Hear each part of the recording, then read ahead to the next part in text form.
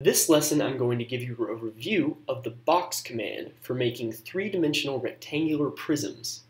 Though box may not be the most geometrically correct term, it is a lot easier to type out every time you want to make one than rectangular prism.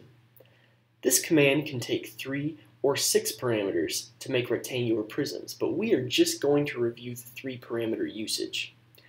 When box is used with 3 parameters, each of the parameters defines the dimensions of the box in the x, y, and z directions.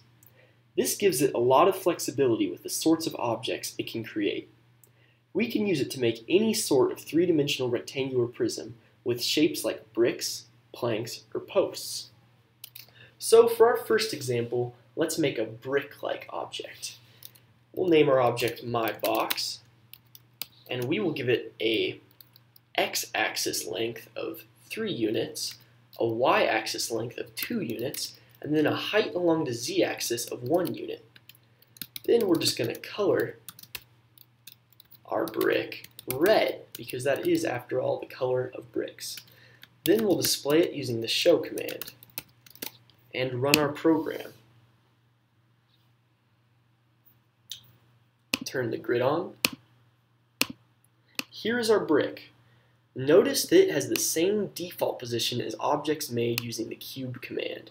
It has one vertex here at the origin, and it has one edge along the x, y, and z axes. So let's change up the dimensions and make a plank-like object.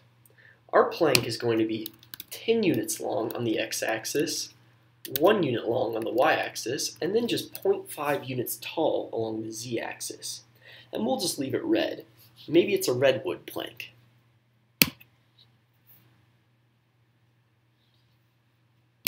And here is our plank.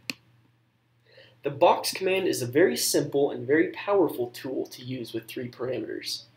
So remember, the box command with 3 parameters can be used to create rectangular prisms with any dimensions you choose in the x, y, and z directions.